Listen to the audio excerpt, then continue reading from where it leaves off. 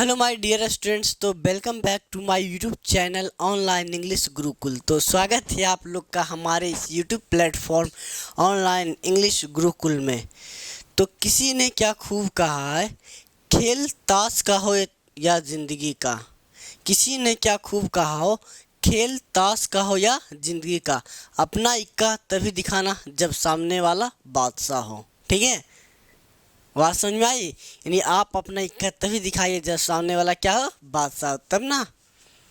चलिए, इन्हीं शब्दों के साथ आपका गुरु नीतीश वर्मा आप लोग का स्वागत करता है आपके इस YouTube platform online English Gurukul में। तो पिछली वीडियोस में मैं आपको मैथ्स पढ़ा रहा था, तो आज मैं मैथ्स नहीं, हिंदी का एक बहुत ही प्यारा सा टॉपिक, और उसका नाम है प्रत्यय। क्या नाम है जी? प्रत्यय। एक मिनट,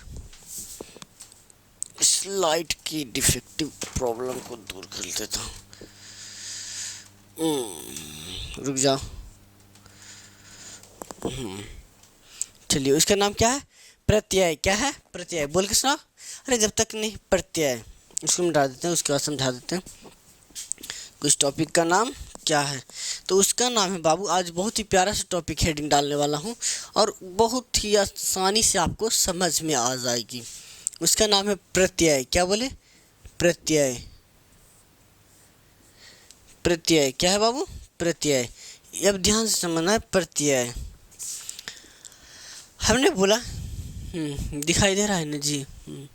प्रत्यय। तो आज का जो टॉपिक है, ये हिंदी का प्रत्यय पढ़ा रहा हूँ, संस्कृत का नहीं। तो ये हिंदी के प्रत्यय की बात करें। सबसे पहले प्रत्यय और उपसर्ग थोड़ा सा बता देता हूँ कि प्रत्यय क्या होता है और उपसर्ग क्या होता है। दोनों में थोड़ा सा अंतर। एक होता है उपसर्ग। क्या होता है बाबू? उपसर्ग। तो ध्यान से समझिएगा, अस्थिर से, कोई भी जल्दबाजी नहीं है। उपसर्ग की बात करें तो ये एक तो बना उप प्लस सर्ग। उप प्लस सर्ग पढ़ाऊंगा मैं आपको दोनों। उप प्लस सर्ग। उप का मतलब हुआ समीप, उप का मतलब समीप, और सर्ग का मतलब शब्द होता है, यानी जो शब्द से पहले जुड़े, शब्द से पहले जुड़े। यानी उपसर्ग की बात करें तो यह शब्द से पहले जुड़ता है, यह शब्द से पहले जुड़ता है, शब्द से पहले जुड़ता है, जुड़ता है, उसे क्या कहते हैं? उपसर्ग कहते हैं। जैसे मान लीजिए हमने बोला अभिमान, जैसे हमने कहा बाबू अभिमान, तो इसमें अभि प्लस मान क्या बन गया? अभि प्लस मान। मेरा मेन शब्द क्या रह गया? मान, और इससे पहले क्या जुड़ा? अभि, तो अभि क्या हो गया मेरा? उपसर्ग। जैसे मैंने लिखा पराजय। क्या लिखे? पराजय। तो ये परा प्लस जय हो गया, परा प्लस जय। तो जय मेरा मेन शब्द हुआ, तो शब्द से पहले जुड़ा, तो शब्द से पहले जुड़ा तो ये परा क्या हो गया? उपसर्ग हो गया। क्या हो गया? उपसर्ग। ये छोटी सी बातें मैंने आपके सामने रखी है, कोई दिक्कत है? इतना दूर मैंने बोला उप का मतलब हुआ समीप, सर का मतलब शब्द, यानी यह शब्द से पहले जुड़ता है, उसे क्या कहते हैं? उपसर्ग। उपसर्ग की बात करें तो यह शब्द के पहले जुड़ता है कि बाद में? तो आपने कहा सर शब्द से पहले जुड़ता है। इसमें और लाइट की प्रॉब्लम हो रही है। अच्छा, लाइट कम ज़्यादा हो रहा है जी? होगा तो बोलिएगा। अभी कितना, 1 बज गया होगा जी। उसके बाद उपसर्ग की बात करें तो उपसर्ग जैसे मैंने लिखा बाबू अभिमान, तो मेरा मेन शब्द क्या था? अभी। मान क्या था? मान। इससे पहले अभी क्या जुड़े? अभी, तो अभी मेरा उपसर्ग हो गया। पराजय, तो मेन शब्द जय और परा पहले जुड़े, तो इसके बाद उपसर्ग हो गया। क्या हो गया? उपसर्ग। तो उपसर्ग समझ में आया होगा। मुख्य रूप से मुझे आज प्रत्यय पढ़ना है। क्या पढ़ना है?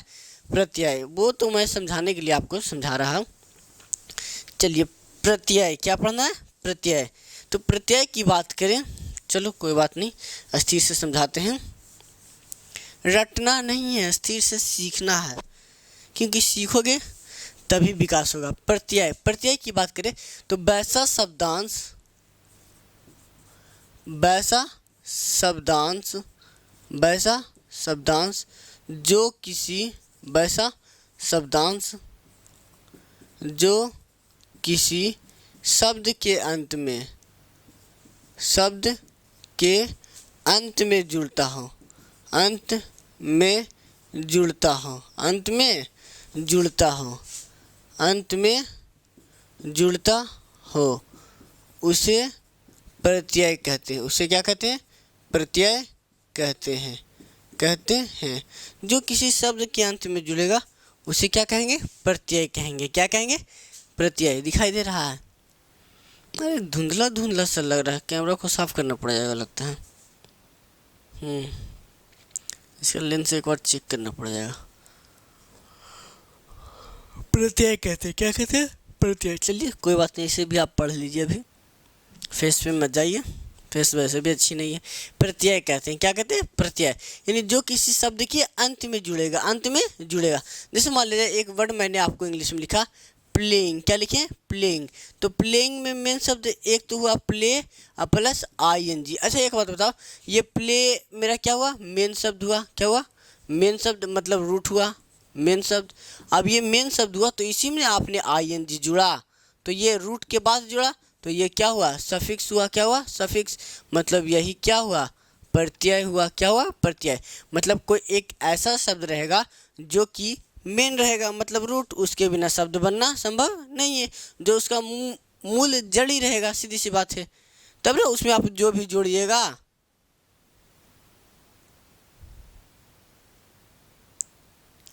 बात समझ में आई?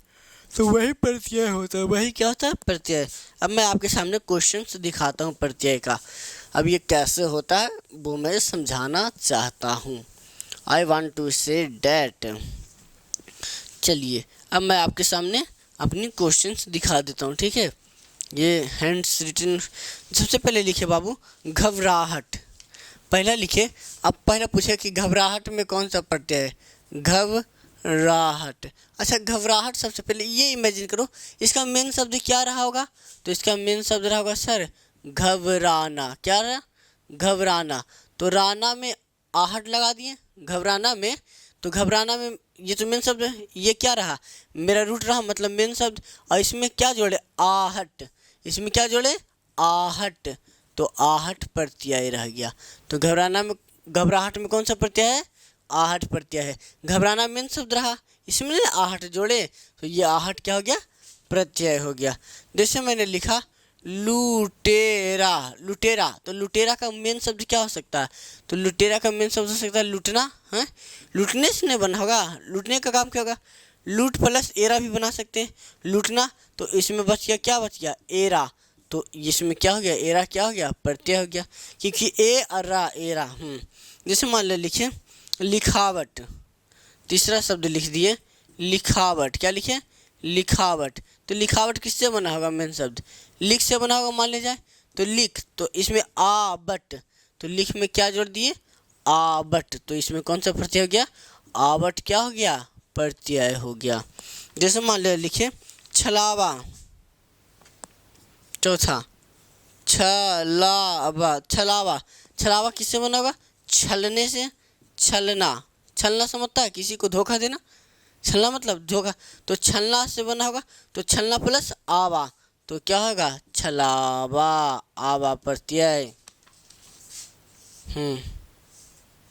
अगला लिखिए, मेन शब्द यही नहीं रहा होगा, मेन शब्द ये है। पांचवा लिखिए जनता। क्या लिखे? जनता।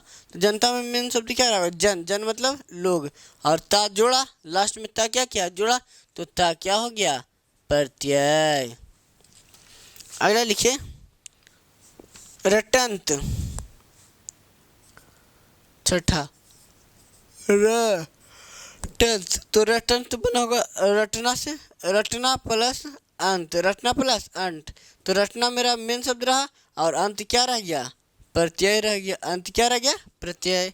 उसी तरह से बाबू दोस्ती, 7 नंबर में दोस्ती। दोस्ती, तो दोस्ती की बात करें तो दोस्ती में दोस्त प्लस ई जुड़ा होगा, बड़ी दोस्त प्लस मेन शब्द क्या होगा? दोस्त। इसमें बड़ी ई जुड़ गया तो ती बन गया, तो दोस्ती। तो इसमें बड़ी ई क्या हो गया? प्रत्यय हो गया। ये क्या हो गया? प्रत्यय हो गया। जैसे और एग्जांपल लिखा सकते, टिकाऊ। टिकाऊ, तो टिकाऊ में टिक प्लस आऊ, टिक प्लस आऊ, तो आऊ क्या हो गया? प्रत्यय हो गया। उसके बाद लिखिए बपौती। बपौती, तो बपौती में बाप प्लस औती, बाप प्लस औती, तो औती क्या हो गया? प्रत्यय हो गया। गाड़ीवान, तो मेन शब्द को हटा ले जाओ ने, गाड़ी वान। तो गाड़ी प्लस वान, गाड़ी प्लस वान। अगला लिख दिए लड़कपन। क्या लिखे? लड़कपन, तो लड़कपन किससे बना होगा? लड़का प्लस पन से, लड़का प्लस पन, तो इसमें पन प्रत्यय हो जाएगा। उसके बाद लिखे सौदागर, क्या लिखे? सौदागर, तो सौदागर में सौदा प्लस गर, तो गर प्रत्यय हो जाएगा, कोई दिक्कत नहीं। लड़ाई, लड़ाई, तो लड़ाई में किससे बना होगा? लड़ना प्लस आई, तो आई प्रत्यय हो जाएगा। बात समझ में आ रहा है? तो ये सब बात समझ में आ रहा है जी। चलिए आप इस वीडियो तो ये आपको समझ में आया होगा। तो ये सब मेरी क्या है? प्रत्यय है। क्या है? प्रत्यय। जैसे लड़ना, लड़ाई, लड़ाई में लड़ना प्लस आई, लड़ना प्लस आई बराबर, तो आई प्रत्यय हो गया। सौदागर, तो सौदा प्लस गर, तो सौदागर हो गया। उसके बाद लड़कपन, तो लड़का प्लस पन हो गया, तो पन हो गया। गाड़ी बांध, तो गाड़ी प्लस बांध। एक बार समझना, जो ये प्रत्यय होता है, क्या होता है? प्रत्यय होता है, इसका इंडिपेंडेंट कोई मीनिंग नहीं होता है, यानी इस प्रत्यय का कोई मीनिंग नहीं होता। जैसे मैंने बोला आई, क्या आई का कोई मीनिंग होता है? नहीं। गर का कोई मीनिंग होता है? पन का कोई मीनिंग नहीं होता? बांध का कोई मीनिंग होता है? नहीं। मतलब ये प्रत्यय का इंडिपेंडेंट मीनिंग नहीं होता है। इतना बात समझ में आया? पता नहीं नींद आ रहा है, कितना बज गया जी? चलिए ये बात समझ में आ गया होगा। तो ये बात अपने आप में ध्यान रखिएगा, ठीक है, क्योंकि ये ज़रूरी है, पढ़ना है तो समझना पड़ेगा बाबू। तब तक के लिए एक शेर बोल देता हूँ आपके लिए। एक शायर था। चलो एक स्पेशल आदमी के लिए बोलते हैं।